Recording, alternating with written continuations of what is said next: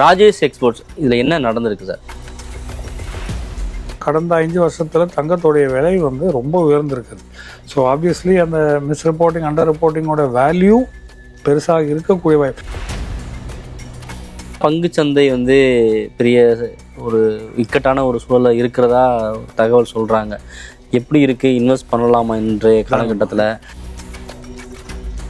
பண வீக்கத்தோடைய பிரச்சனையை நம்மளை வந்து தாக்கும். அதை உணர்றதுக்கான நேரம் தான் இது. நம்ம ஏற்கனவே இன்வெஸ்ட் பண்ணிட்டு இருக்கக்கூடிய மியூச்சுவல் ஃபண்டு, மற்ற முதலீடு, இதுலேருந்துலாம் வெளில வந்துடலாமா? நம்ம சேஃபர் ஜோனுக்கு போயிடலாமா? எஸ்ஐபி மூலமாலாம் போட்டிருந்தா தொடர்ச்சியாக அதை கண்டினியூ பண்ணணும். அதில் வந்து வெளியேறதுக்கு எந்த விதமான யூஸும் இல்லை. இப்போ வந்து அப்படி வெளியேற்றம் அன்லெஸ் நீங்கள் நீண்ட கால அடிப்படையில் போட்டிருந்தா தான் இப்போ லாபம் வந்துருக்குங்க. புதுசாக ஆரம்பித்தவங்கெல்லாம் நஷ்டம்.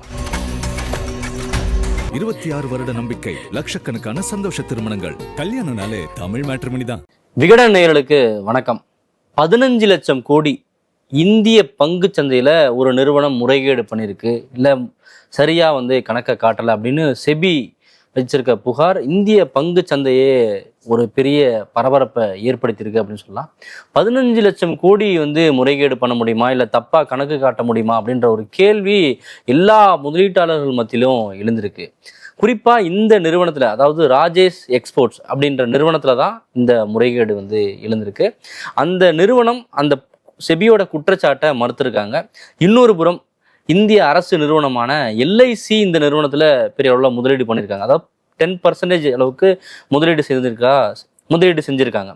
இப்போ இதையெல்லாம் மையப்படுத்தி பெரும் சர்ச்சை வெடிச்சிருக்கு முதலீட்டாளர்கள் மத்தியில்.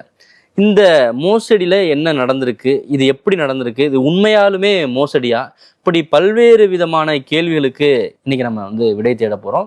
நம்ம கூட பொருளாதார வல்லுநர் திரு ரஜித் தாமஸ் சார் வந்து இணைஞ்சிருக்காங்க. சார் வணக்கம். வணக்கம். ராஜேஷ் எக்ஸ்போர்ட்ஸ் இப்போ கடந்த சில நாட்களாக முதலீட்டாளர்கள் மத்தியில் பேசப்படக்கூடிய ஒரு விவகாரமாக மாறி இருக்கு. ஹர்ஷத் மேத்தா வழக்கெல்லாம் கூட வந்து இதோட ஒப்பிட்டு பேச ஆரம்பிச்சிருக்காங்க. ஆக்சுவலாக இதில் என்ன நடந்திருக்கு சார்? ஒத்த லைனில், சிங்கிள் லைனில் நம்ம இதை பேசணும்னா முக்கியமாக ஃபினான்ஷியல் ரிப்போர்ட்டிங்கில் பிரச்சனைகள் வந்து இருந்திருக்கிறது. அவங்க வெளியிட்ட கணக்குகள் உண்மையாக டிஸ்க்ளோசராக பண்ணவில்லை, அந்த கணக்குகளை சரியாக காட்டவில்லை. ஸோ மறைத்திருக்கிறாங்க, அண்டர் ரிப்போர்ட்டிங் பண்ணியிருக்காங்க, டைவர்ஷன் அந்த ஃபண்டிங் மூலமாக பண்ணியிருக்காங்க. இதுதான் ஆக்சுவலாக நடந்திருக்கு. It's misrepresentation. ஏன்னா இவங்க வந்து இன்டர்நேஷ்னல் அந்த வால்கேம்பி அப்படின்ற ஸ்விஸ் கம்பெனியெல்லாம் கூட வாங்கி வச்சுருந்தாங்க. ஸோ டைவர்ஷன் வந்து ஓவர்சீஸ் சப்சிடரிஸ் மூலமாக நிறைய பண்ணியிருக்கிறதாக இப்போ வந்து நமக்கு தெரிகிறது. பட் அப்போ வந்து நம்ம உணரவில்லை. இன்ஃபேக்ட் யாருமே உணரவில்லை. வால்காம்பின்றது இவங்களுடைய துணை நிறுவனம் அப்படின்னு சொல்கிறாங்க, சப்சிடரி கம்பெனி, இதே பாட் ஓவர், அதுதான் அது. பட் இது மெயினாக நடந்திருக்கக்கூடியது ஃபினான்ஷியல் அண்டர் ரிப்போர்ட்டிங் அல்லது மிஸ் ரிப்போர்ட்டிங்ன்றதான் சொல்லலாம். ஸோ கணக்குகளை ஒழுங்காக காட்டவில்லை. அதாவது எப்படி எளிமையாக நீங்கள் கேட்ட மாதிரி எளிமையாக சொல்லணும்னா, நம்ம ரிப்போர்ட் கார்டு இருக்கு இல்லையா, குவார்ட்டர்லி ரிசல்ட்ஸில் ரிப்போர்ட் கார்டில் வந்து நமக்கு 15 மார்க் தான் வந்திருக்கும். அந்த 15 75 மாற்றி காமிச்சா வீட்டில் வந்து 75 மார்க் வாங்கின மாதிரி ஆகிடும். அவ்வளோதான். எப்பயாவது ஒரு காலத்தில் இது மாட்டும். அந்த மாட்டும்பொழுது இதை தொடர்ச்சியாக இவன் இப்படி செஞ்சுருக்கானோ, இந்த மாதிரி நிகழ்வு நடந்திருக்கிறதோ, இவன் ஒவ்வொரு செமஸ்டர்லேயே ஒவ்வொரு எக்ஸாம்லேயே இது பண்ணியிருப்பானோ அப்படின்ற ஒரு கேள்வி எழும். அதோட கியூமுலேட்டிவ் வேல்யூ ப்ளஸ் இந்த மிஸ் ரிப்போர்ட்டிங்கோட டோட்டல் வேல்யூவேஷன் தான் 15 லட்சம் கோடி என்பது அப்படி தான் பேசப்படுகிறது. ஓகே, இப்போ இதோட இம்பேக்ட் வந்து பங்கு சந்தையில் எப்படி இருக்குது? ஏன்னா இந்திய அரசு நிறுவனமான எல்ஐசி வந்து இதில் முதலீடு பண்ணியிருக்காங்க. அதில் வந்து கிட்டத்தட்ட 2000 கோடி அளவு அப்படின்னு சொல்கிறாங்க. எக்ஸாக்டாக எவ்வளோ அமௌண்ட்டுன்னு தெரில.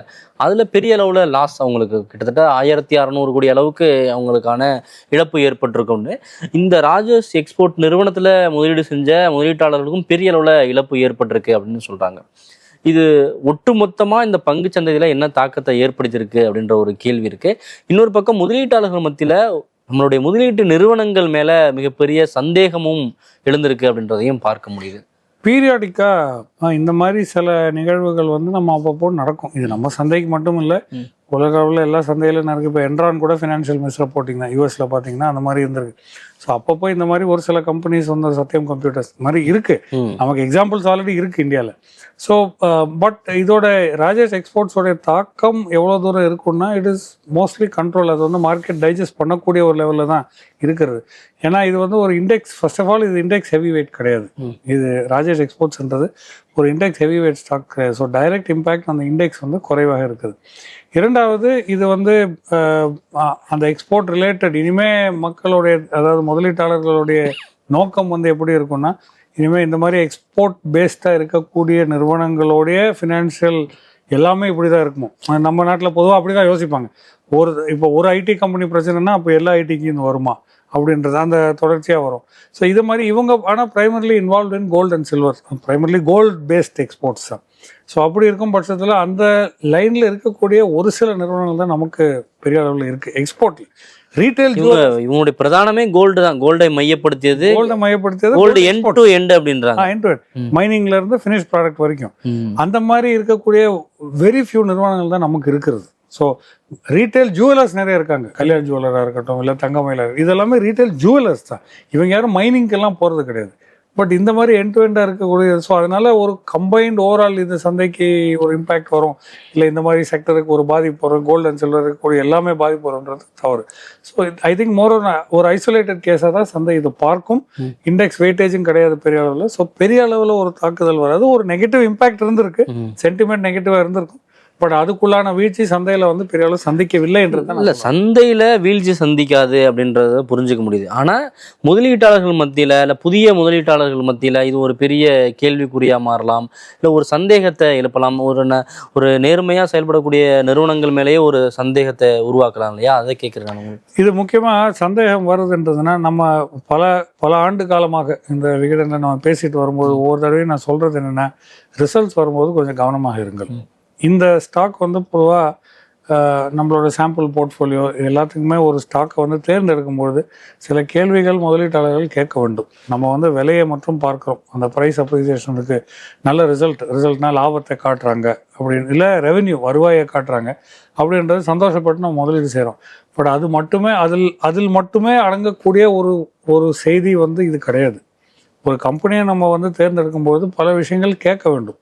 ஃபார் இன்ஸ்டன்ஸ், சரி ஒரு குவார்ட்டரில் நான் தப்பு பண்ணியிருக்கலாம், ஒத்துக்கிறேன். இப்போ நான் கூட, இல்லை நீங்கள் கூட, யார் வேணாலுமே ரெவென்யூ இருக்குது, லாபம் நல்லா இருக்கும், முதலீடு. ரெண்டாவது குவார்ட்டர் வரும்போது ரொம்ப முக்கியமாக நம்ம கவனிக்க வேண்டியதுன்னா, வருவாய் வந்து பெரிய அளவில் இருக்குது, நான் மார்ஜின் வந்து ரொம்ப குறைவு. அப்போது எங்கே போகுது இந்த காசு? அவங்க அத்தனை கம்பெனி வாங்கியிருக்காங்களா, இல்லை எங்கே இது செலவிட்டார்கள் என்ற கேள்வி வந்து அந்த ஃபினான்ஷியல் அக்கௌண்ட்டில் கொஞ்சம் ஒரு கேள்வி கேட்டிருக்கணும். தொடர்ச்சியாக லாபம் கொடுத்துட்டு இருக்காங்க, நம்ம லாபத்தை மட்டுமே பார்க்குறோம். இந்த ஃபண்டமெண்டல் அனாலிசிஸ் சொல்லும்போது லாபத்தை மட்டுமே பார்க்குறோம். லாபத்தை மட்டுமே பார்த்துக்கணும், குவார்டர் ஆன் குவார்டர் ஏதோ லாபம் கொடுக்குறான். பட் லாபமும் வருவாயும் உள்ள ரிலேஷன்ஷிப் எப்படி இருக்குன்றது நம்ம பார்க்கறது இல்லை. எங்கேருந்து இந்த லாபம் வருகிறது? நான் அடிக்கடி இந்த மாதிரி நிகழ்ச்சியில் நான் அடிக்கடி சொல்கிறதுன்னா, ஒரு கம்பெனி வந்து திடீரென்று லார்ஜ் ப்ராஃபிட், அது பெரிய அளவில் ஒரு லாபத்தை காட்டினாலும் அவங்க சொந்தமாக சுயமாக செய்யக்கூடிய கோர் பிஸ்னஸ்லேருந்து வந்தால் நான் ஒத்துப்பேன். இப்போ திடீர்னு லேண்ட் பார்சல் வச்சிருப்பாங்க, நிறைய கம்பெனிஸ் லேண்ட் பார்சல் வச்சிருப்பாங்க. இந்த பழைய மில்ஸ் எல்லாம் இருக்குல்ல, பாம்பே மில்ஸ் வச்சிருவோம், பல ஏக்கர் கணக்கில். திடீர்னு அந்த மில்லை வந்து விற்றுருவாங்க, ஒரு லேண்ட் பேங்காக வச்சு அது விற்றுருவாங்க. அதனால அது கொண்டு வந்து லாபத்தை இங்கே காட்டுவாங்க. ஸோ நம்ம திடீர்னு பார்க்கும்போது குவார்டர்லி ரிசல்ட்டு எக்கச்சக்கமாக லாபம் வந்திருக்கும். பட் கோர் பிஸ்னஸில் அவனுக்கு எதுவுமே இருந்திருக்காது. ஸோ கோர் பிஸ்னஸில் லாபம் வருதான்னு பார்க்கணும். சப்சிடரி மட்டுமே லாபம் கொடுத்துருந்தா ஃபண்டமெண்டல் பிஸ்னஸ் என்ன பண்ணுறது? சில கேள்விகளை முதலீட்டாளர்கள் கேட்க வேண்டும். அது கேட்க விட்டது தவறு. நம்ம இனிமேல் நம்ம பங்கு பட்டியலில் இருக்கக்கூடிய பங்குகளுக்கு ஒவ்வொரு முறையும் குவார்டர்லி ரிசல்ட் வரும்பொழுது கொஞ்சம் ஆராய்ந்து பார்க்க வேண்டும் என்பதுதான் இதோட முக்கிய பாடமே. எல்லாருக்குமே, புதுசாக வரவங்களுக்கும் இருந்தாலும் சரி, ரொம்ப பழமையாக இந்த முதலீட்டை செய்து. ரிப்போர்ட் கார்டு ஒப்பீடு சொன்னீங்க. அப்போ வந்து என்னன்னா, ஒரு சாதாரண மதிப்பெண்ணுக்கும் ஒரு இவ்வளோ பெரிய நிறுவனம், பட்டியலிடப்பட்ட ஒரு நிறுவனம் 15 லட்சம் கோடி அளவுக்கு தவறாக வந்து கணக்கை காட்ட முடியுமா? அதுவும் 5 ஆண்டுகளில் அப்படின்ற ஒரு கேள்வி இருக்குது. அதை எப்படி இவங்க பண்ணியிருக்காங்க? இன்னொன்று, செபியோட குற்றச்சாட்டை இந்த நிறுவனமும் மறுத்துருக்கு. ஆமாம், இது வந்து சரியான குற்றச்சாட்டு கிடையாது, இது ஒரு மிஸ்லீடிங் நடந்திருக்கு அப்படின்றதையும் அவங்க வந்து சொல்கிறாங்க. இப்போ எந்த இடத்துல பிரச்சனை இருக்குது? ஆக்சுவலாக இங்கே இந்த முறைகேடு அப்படின்றது எதை மையப்படுத்தி செபி குற்றச்சாட்டை வைக்கிறாங்க, இவங்க எதை மையப்படுத்தி மறுக்கிறாங்க? இல்லை ஃபினான்ஷியல் ரிப்போர்ட்டிங்ன்றது தான் பிரச்சனையே இதில் ஃபண்டமெண்டல். இது செபியோட இது அந்த அண்டர் ரிப்போர்ட்டிங் பண்ணி டைவர்ஷன் ஆஃப் ஃபண்ட்ஸ் நடந்திருக்கு. அது வந்து பர்சனலாக அந்த ப்ரமோட்டர் இல்லை ப்ரமோட்டர் சார்ந்தவங்க வந்து இது பண்ணியிருக்காங்க அப்படின்றத, அதை அந்த ஃபைனான்ஸ் அந்த மணி வந்து டைவர்ட் பண்ணியிருக்காங்கன்றது தான் அவங்களோட பேச்சு. ரிப்போர்ட்ஸில் தான் பிரச்சனையே இருக்குது. இந்த ஃபினான்ஷியல் ரிப்போர்ட்டிங் இருக்குல்லையா, இதில் தான் பிரச்சனை நடந்திருக்கு. சத்யம் கம்ப்யூட்டர்ஸும் இதே தான் பண்ணியிருந்தாங்க அந்த காலத்தில். இப்போ வந்து ராஜேஷ் எக்ஸ்போர்ட்ஸ் பண்ணியிருக்கிறதாக கனவு. இப்போது செபியோட ரூல் பிரகாரம் ஒவ்வொரு குவார்ட்டர்லையுமே பட்டியலிடப்பட்ட கம்பெனிஸ் வந்து அவங்களோட குவார்ட்டர்லி ரிசல்ட்ஸ் அனௌன்ஸ் பண்ண வேண்டும். இல்லை இவங்க அதையும் பண்ணலை அப்படின்ற ஒரு சில குவார்ட்டர்ஸ் மிஸ் பண்ணியிருக்காங்க. பட் பொதுவாக அதுதான் செஞ்சுருக்காங்க. ஸோ 5 வருஷத்தில் எத்தனை முறை மிஸ் ஆகிருக்குன்றது ஃபஸ்ட்டு. ஸோ செபி வந்து அன்றைக்கி ஆக்ஷன் எடுத்திருக்கலாம். ஏன் மிஸ் ஆகிருக்கு? லிஸ்டட் கம்பெனிஸ் வந்து இப்போ இந்த ரீசன்ட் குவார்ட்டர்லி ரிசல்ட்ஸை நீங்கள் எடுத்து பாருங்கள். நமக்கு லிஸ்டட் கம்பெனிஸ்ன்னு பார்க்க போகணும்னா 6000 கம்பெனிக்கு மேற்பட்ட கம்பெனிஸ் பிஎஸ்சிஎன்எஸ்சியில் லிஸ்டட் ஆகிருக்கு, யூனிக் கம்பெனிஸ். இந்த 1000 கம்பெனிஸோட ரிசல்ட் வருதான்னு கேட்டால் நமக்கு அக்சஸ் கிடையாது, வராது. 4900 5000 தாண்டினாலே பெரிய விஷயம்ன்றது நான் சொல்லுவேன். ஸோ ஒரு 1000 கம்பெனிக்கிட்ட ரிசல்ட்டே பப்ளிஷ் பண்ண மாட்டாங்க. அது டிஃபங்க்ட் ஆகிருக்கலாம், ஸ்டாப்பேஜாக இருக்கலாம், இல்லை ரிசல்ட் பப்ளிஷ் பண்ணாமல் வேறு ஏதோ காரணங்களாக இருக்கலாம். பட் 6000க்கு 6000, அதாவது 35 பிள்ளைங்க பரீட்சை எழுதுனா 35 பேரோட ரிசல்ட் வரணும். பாஸோ ஃபெயிலோ வேறு விஷயம், பட் ரிசல்ட் வரணும் இல்லையா? இதில் வந்து அப்படி வராது. 6000 ரிசல்ட் பப்ளிஷ் ஆகிறத நான் என்றைக்கும் பார்த்தது கிடையாது. அது 4900 4800 இவ்வளோ தான் வரும், ஏறக்குறை இவ்வளோ தான் வரும். அப்போ மீதி இருக்கிறது 1100 எங்கே இருக்குது? இது தொடர்ச்சியாக அந்த 1100 கம்பெனிஸ் வந்து ஒவ்வொரு குவார்ட்டருமே மிஸ் ஆகுதுன்னா தென் செபி இல்லை வாட்ச் டாக்ஸ் வந்து அதில் ஆக்டிவாக இருக்க வேண்டும், கேள்விகள் எழுப்ப வேண்டும் அப்படின்றத ரொம்ப முக்கியம். அந்த 1100 நம்ம முதலீடு இருந்ததுன்னா இன்னும் நம்ம கவனமாக இருக்க வேண்டும். நான் குவார்ட்டர் ரிசல்ட் மிஸ் ஆகிருக்கேன், இவன் பரீட்சைக்கு போனால் நான் ரிசல்ட் பேப்பர் வரலன்னு கேள்வி கேட்க வேண்டிய அளவுக்கு நமக்கும் அந்த அறிவு இருந்திருக்க வேண்டும். ஸோ ஐ திங்க் கலெக்டிவ் ஃபெயிலியராக தான் இதை நம்ம பார்க்க முடியும். 15 லட்சம் கோடி எப்படின்னா I think 5 years. It's not a one time story. ஒரே தடவை டைவர்ஷன் அப்படின்றது கிடையாது. இது எவ்வளோ தூரம் டைவர்ஷன், எவ்வளோ தூரம் அண்டர் ரிப்போர்ட்டிங், எவ்வளோ தூரம் மிஸ்ரெப்ரசன்டேஷன்ன்றது குவான்டிஃபை பண்ணும்.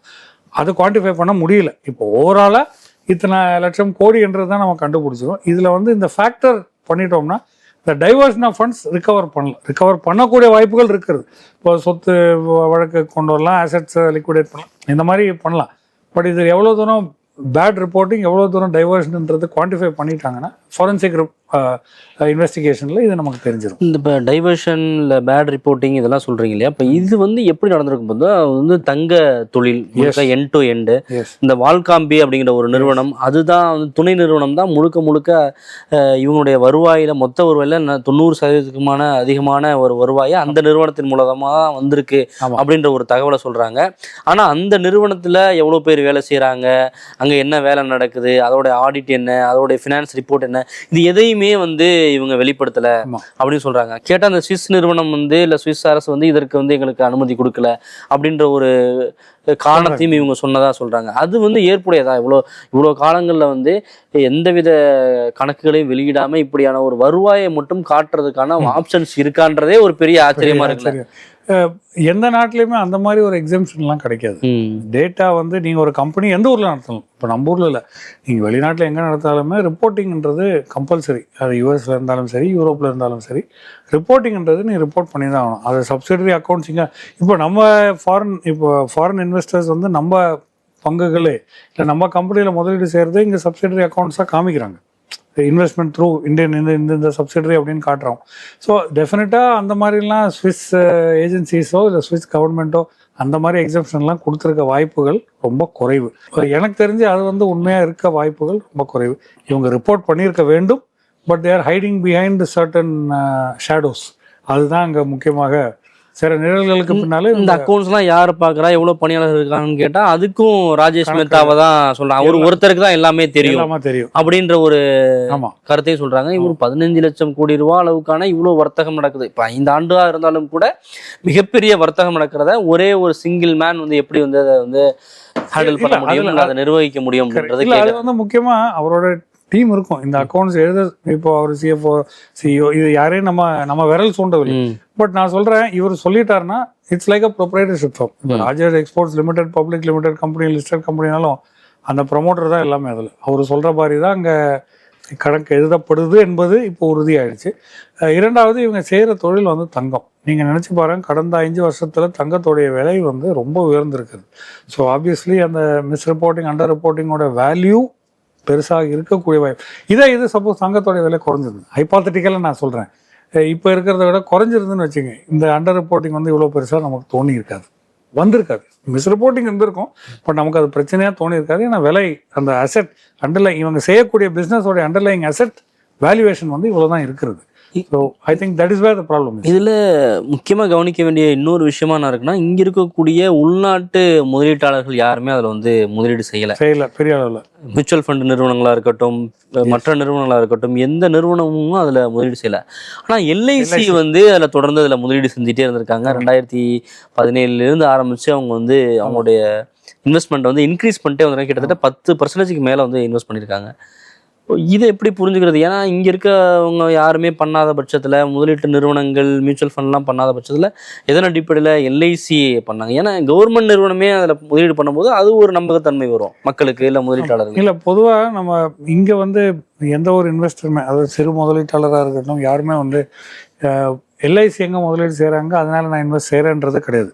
பிரச்சனை வரும்போது எல்ஐசி முதலீடு செஞ்சுருக்காங்கன்றது நம்ம பேசுவோம். பட் யாருமே ஃபாரின் இல்லை லார்ஜ் இன்வெஸ்டர்ஸாக இருக்கட்டும், இந்த மாதிரி இன்ஸ்டிடியூஷன்ஸாக இருக்கட்டும், இவங்க எங்கே முதலீடு செய்கிறாங்கன்னு பார்த்து நம்ம முதலீடு செய்கிறதில்ல. நம்மளோட சிறு முதலீட்டாளரோட அவுட்லுக் வந்து அந்த விலை தான். ஃபர்ஸ்ட் ஆஃப் ஆல் விலை அட்ராக்டிவ் இருந்தால் வாங்கிடுவாங்க. ரொம்ப ஹை ப்ரைஸாக இருந்தால் வாங்க மாட்டாங்க.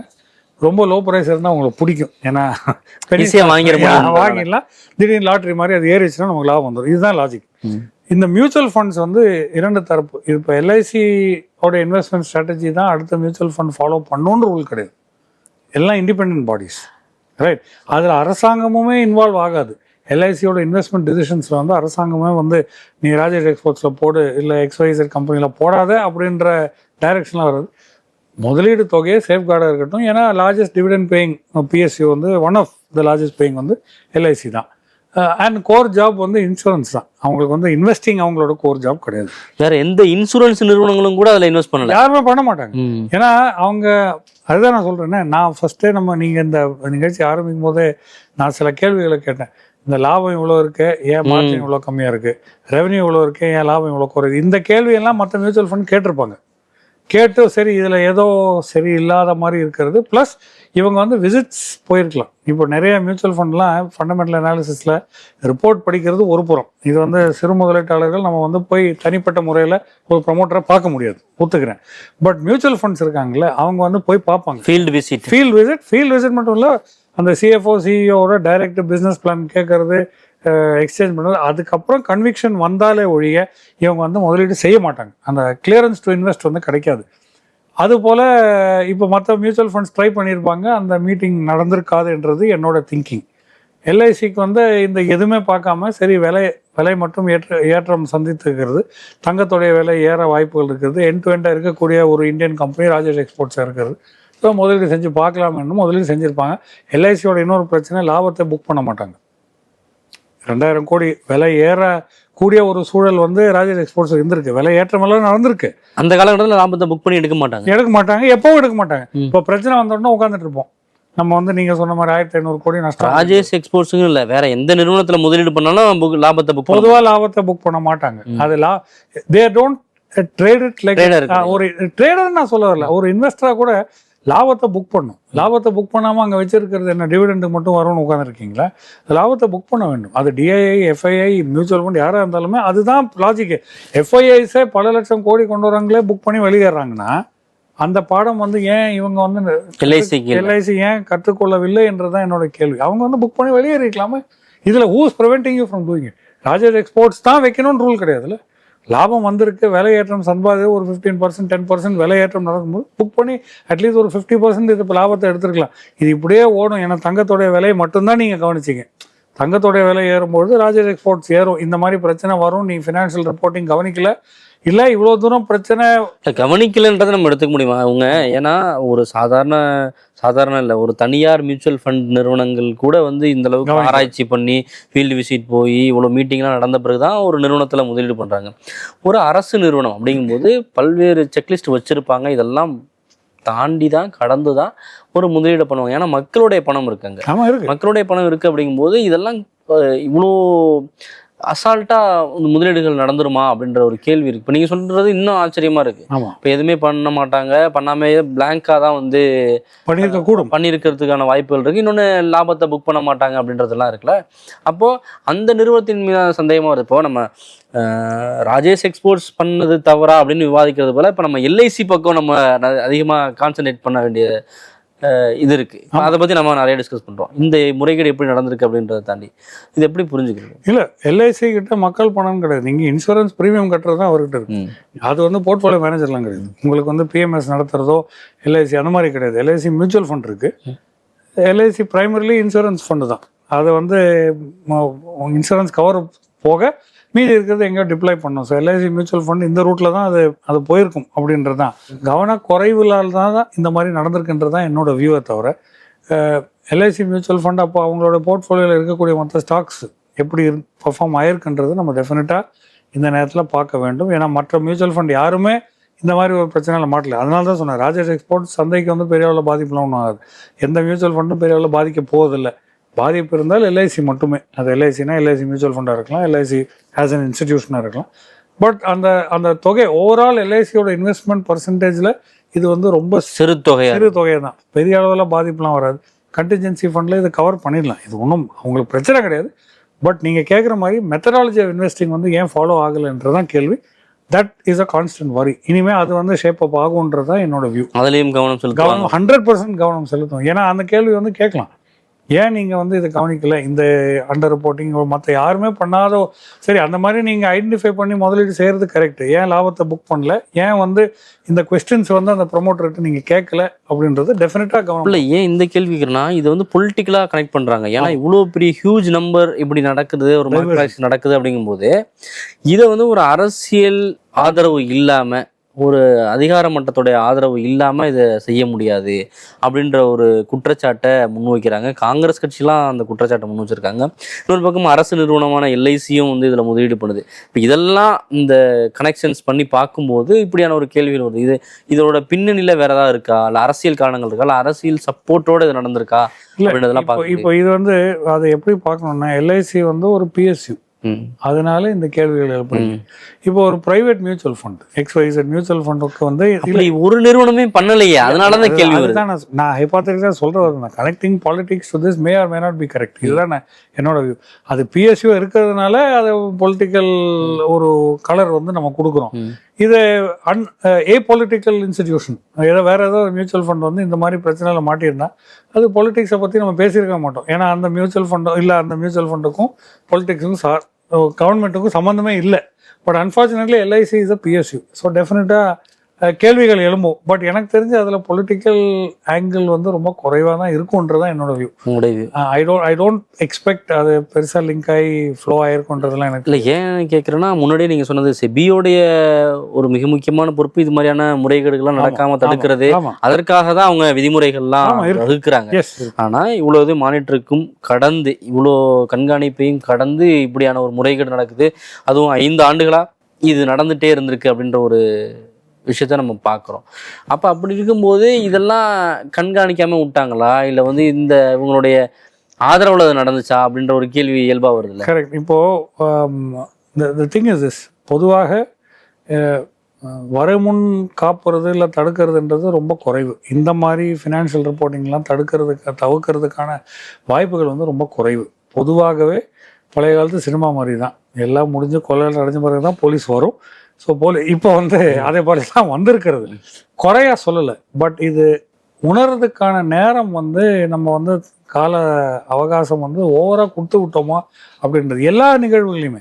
இப்போ மட்டும் இல்லை, 2018-19 இந்த மாதிரி ஒரு நிகழ்வு இருந்தது. ஒரு கம்பெனி, ஒரு டெபாசிட்ரி ஒரு பிரச்சனை, பெரிய பிரச்சனை. அதுக்கு முன்னால் ஹர்ஷத் மேத்தா, அதுவும் கொஞ்சம் லேட்டாக தான் இருந்தது. கேத்தன் பரை கொஞ்சம் லேட்டாக தான். இது வந்து நம்ம உணர்றதுக்கான அந்த நேரமே வந்து எப்போவுமே கால தாமதமாக தான் அது நம்ம உணர்ந்து ஏதோ பிரச்சனை இருக்குன்றது. ஐ திங்க் இன்னும் கொஞ்சம் ஆக்டிவான ரிப்போர்ட்டிங் மாடல் இல்லை அனாலிசிஸ் மாடல் வந்து பர்சியூ பண்ண வேண்டும். அப்படி ஒரு காலகட்டத்தில் நம்ம இருக்கோம். இன்னொரு காரணம் என்ன நிறைய பேர் சொல்லுவாங்க அப்படின்னா 6000 கம்பெனி இருக்கிறது, ஒவ்வொரு குவார்ட்டரில் 6000 கம்பெனி ரிசல்ட் நான் அனலைஸ், ஃபர்ஸ்ட் ஆஃப் ஆல் 6000 வர்றது கிடையாது, அந்த வந்த 1000 கம்பெனிகள் காணாம போயிடுது. இது வந்து ஆன் ஆவரேஜ் எந்த குவார்ட்டர்லையுமே இருக்காது. 100% ரிசல்ட் எல்லா கம்பெனியும் அனௌன்ஸ் பண்ணுறதா சரித்திரமே கிடையாது. அப்படி இருக்கும்போது இந்த மீதி இருக்கிற 4000த்தும் 5000 கம்பெனியோட ரிசல்ட் இவங்க அனலைஸ் பண்ணுறதுக்குள்ள அடுத்த குவார்ட்டர் ரிசல்ட் வந்துடும். பட் இப்போ வந்து நம்ம ஏஐ டூல்ஸ்லாம் இருக்குது. அப்போ அந்த மாதிரி டூல்ஸை வைத்து இது வந்து அனலைஸ் ரெட் ஃப்ளாக் பண்ணக்கூடிய பாசிபிலிட்டிஸ் வந்து இன்னும் அதிகமாக இருக்கிறது. அட்லீஸ்ட் இது தவிர்க்க முடியும்ன்றது தான் என்னோட ஒப்பீனியன். இப்போ இந்த ராஜேஷ் எக்ஸ்போர்ட்ஸ் நிறுவனம் வந்து பங்கு சந்தையில் வந்து பெரிய அளவில் இம்பாக்ட் கிரியேட் பண்ணாது, இந்த இஷ்யூ கிரியேட் பண்ணாது அப்படின்னு இருக்கீங்க. ஆனால் ஓவராலாக பங்கு சந்தை வந்து பெரிய ஒரு இக்கட்டான ஒரு சூழலில் இருக்கிறதா ஒரு தகவல் சொல்கிறாங்க. எப்படி இருக்குது, இன்வெஸ்ட் பண்ணலாமா இன்றைய காலகட்டத்தில்? அது ஐ டோன்ட் திங்க் அதில் ஒரு சேலஞ்ச் வரப்போகிறது இல்லை. ஏன்னா பங்கு சந்தை எல்ஐசிக்கு எப்படி இது ஒரு சிறு தொகையோ அதே போல் இந்த மாதிரி ஸ்கேம் வந்து இந்த ஸ்கேம் சொல்ல ஒட்டுமொத்தமாக உலக பொருளாதார சூழல் அதையெல்லாம் மையப்படுத்தி அதெல்லாம் அது கரெக்ட். பட் எனக்கு தெரிஞ்சு அதில் ஒரு பிரச்சனையோ ஒரு கேள்விக்குறியோ நம்ம எழும்ப போகிறது இல்லை. ஏன்னா I think overall market can stand. இது முன்னாலே நடந்திருக்கு, இதுக்கப்புறம் நடக்கக்கூடாதுன்றது நம்மளோட நோக்கம். But let us see how it goes. So invest பண்ணுறதுக்கான கம்பெனிஸாக இருக்கட்டும், ஆப்பர்ச்சுனிட்டிஸ் வாய்ப்புகளாக இருக்கட்டும் சந்தையில் வந்து இருக்கிறது. உலக பொருளாதார சூழல் ஏற்றம் தாழ்வோடு இருக்கிறது, அன்சர்டனிட்டி ஆஃப் வார், அந்த போர் பிரச்சனை இருக்கிறது, கச்சா எண்ணெய், பணவீக்கம், எல்னினோ, பல விஷயங்கள் இருக்குது. பட் இதெல்லாம் சார்ந்தது தான் அந்த முதலீட்டுடைய வாய்ப்புன்றதை நம்ம புரிந்து கொள்ள வேண்டும். ராஜேஷ் எக்ஸ்போர்ட்ஸை ஒதுக்கி வச்சுட்டு ஐ திங்க் நல்ல தரமான கம்பெனிகள் இன்னும் சந்தையில் இருக்க தான் செய்யுது, நல்ல ரிசல்ட் தரக்கூடியது. இந்த மாதிரி ஃபினான்ஷியல் மிஸ்ரிப்போர்ட்டிங் இல்லாத எத்தனையோ கம்பெனிஸ் சந்தையில் செயல்பட்டு கொண்டு இருக்கிறது. ஸோ இன்வெஸ்ட்மெண்ட் ஆப்ஷன்ஸுக்கு எந்த குறைவும் இல்லை. இன்வெஸ்ட் பண்ணுற ஒரு நல்ல நேரம். ஏன்னா சந்தை வந்து இறக்கத்தில் இருக்கும்போது தான் நம்ம வாங்கணும். பை லோ செல் ஹை, அப்போ தான் லாபம் வரும். இது ஏறும் நம்ம காத்திருந்து அது ஏற்றம் சந்தித்த போது இனிமேல் இறங்கட்டும் அப்போ தான் நான் முதலீடு செய்யணும்னு கிடையாது. இது நல்ல விலை, இன்ஃபேக்ட் தரமான கம்பெனிகள் குறைஞ்ச விலையில் கிடைக்கக்கூடிய ஒரு நேரம் தான் இது. இந்த நேரம் தேர்ந்தெடுத்து முதல்ல. ஏன்னா அரசாங்கம் சொல்லக்கூடிய விஷயங்கள் தங்கம் வாங்காதீங்கன்றாங்க, அரசு பத்திரங்களை வாங்குங்கன்றாங்க. அடுத்து என்ன நடக்கும் அப்படின்ற மாதிரியான ஒரு பெரிய குழப்பமான நிலைமையில தான் புதிய முதலீட்டாளர்கள்லாம் இருக்காங்க. அதனால இல்லை கரெக்ட், அதில் தவறு கிடையாது. பட் தரமான பங்குகளை தேர்ந்தெடுக்க வேண்டும். இதில் வந்து எந்த விதமான மாற்ற கருத்துமே கிடையாது.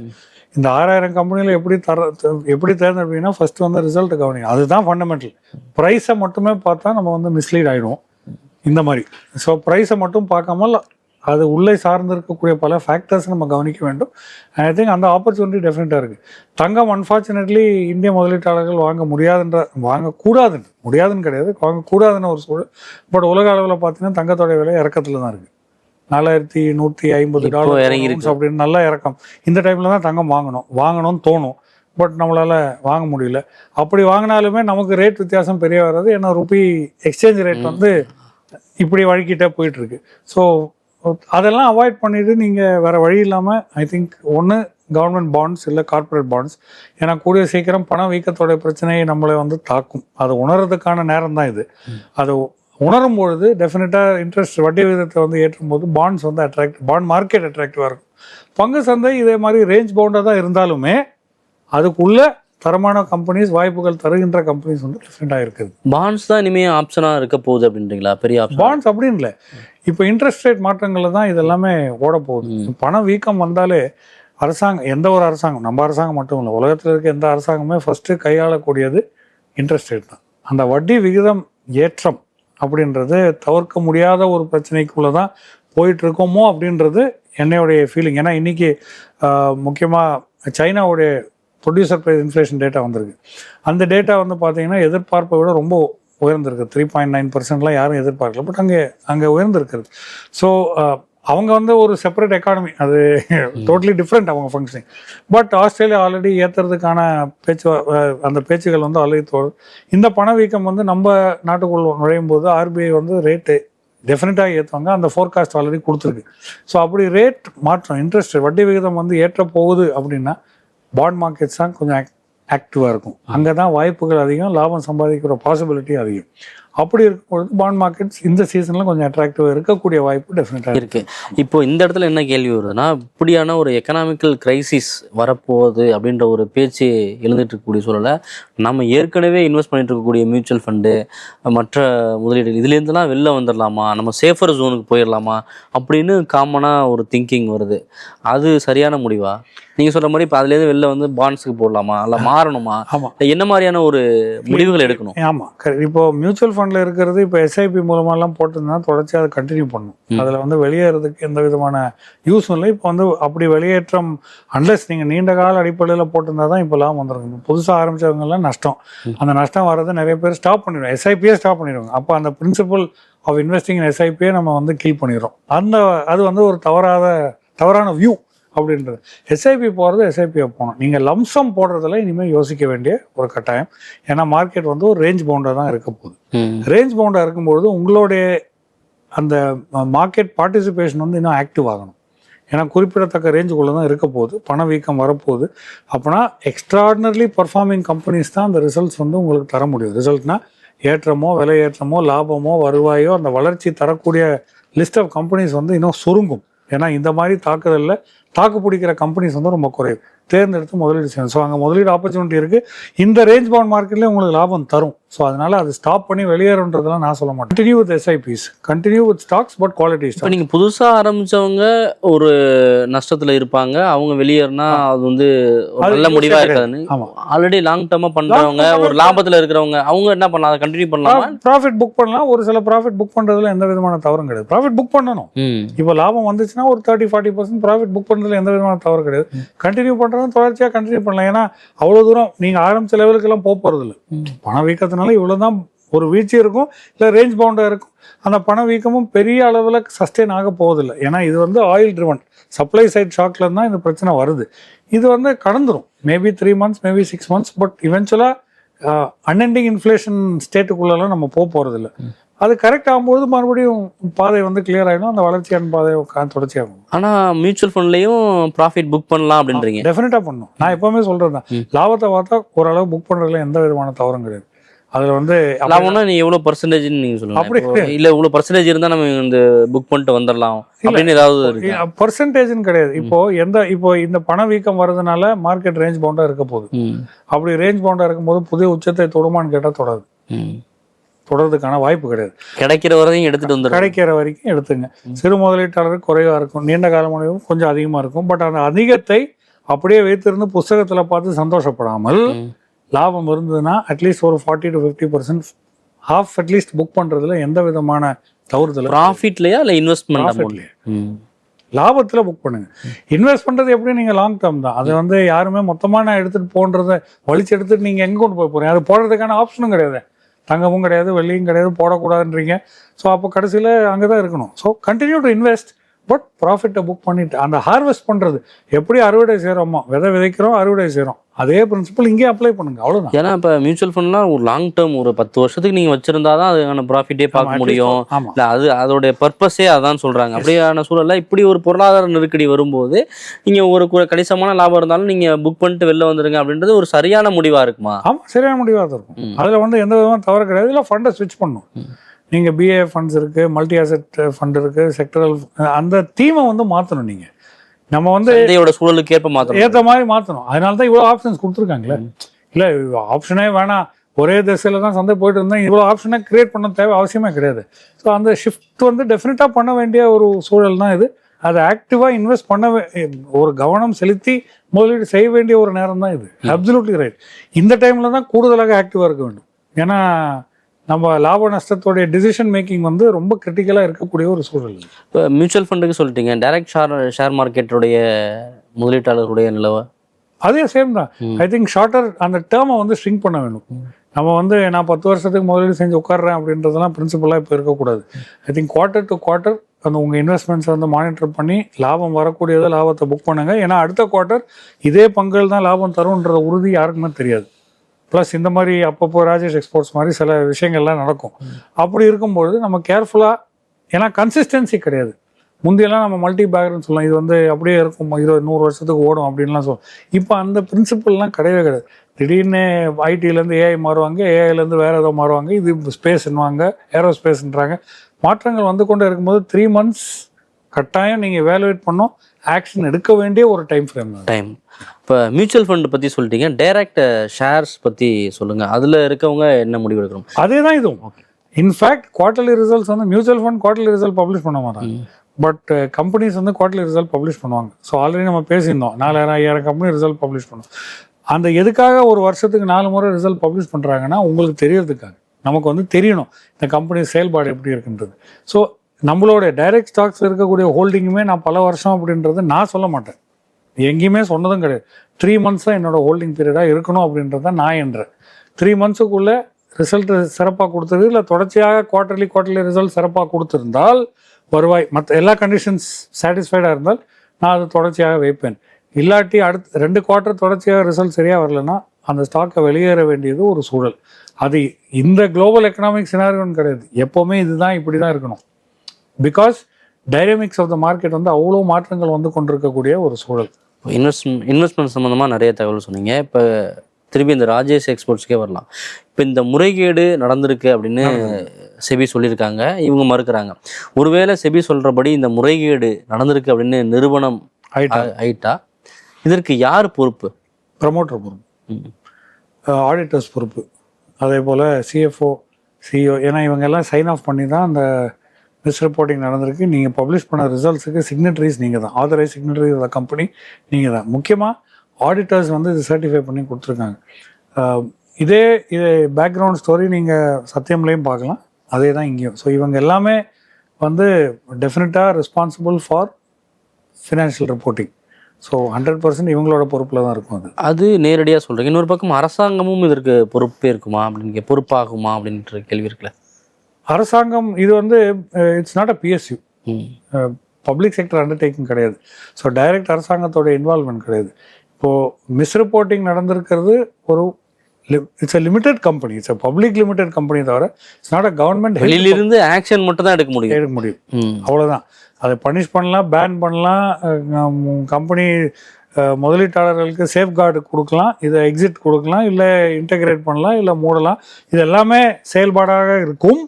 பட் வேற அதை தவிர்த்து நேரடியா அரசுக்கு எந்த பொறுப்பும் இருக்காது அப்படின்றது தான். ஏன்னா it's cannot be under their purview. Okay sir, உங்களுடைய நேரத்துக்கு நன்றி, நிறைய தகவலை பகிர்ந்தீங்க. நன்றி சார். நன்றி, வணக்கம். 26 வருட நம்பிக்கை, லட்சக்கணக்கான சந்தோஷ திருமணங்கள். கல்யாணம்னாலே தமிழ் மேட்ரிமோனி தான்.